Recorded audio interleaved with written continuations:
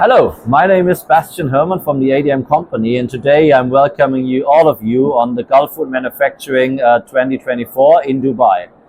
What we are showcasing today and also in the near future on FI Europe in Frankfurt is a lot new innovation and solutions that we can provide to the meat and the meat alternative industry. Still, we see a huge trend ongoing for the meat space to move from mimicking applications towards plant-based alternatives, but especially making food and entertainment and a craveable item for consumers. That is where we are helping our customers solving the needs for the formulation, but also on the nutritional side with our proteins and with our flavor solutions together to make it in the end craveable for the consumers and a nice tasting product, and in the end a winning product in the market.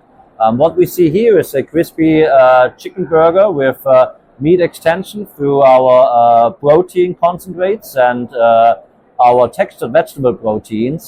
So that is standard in the industry, where we are excelling together with our partners in the industry.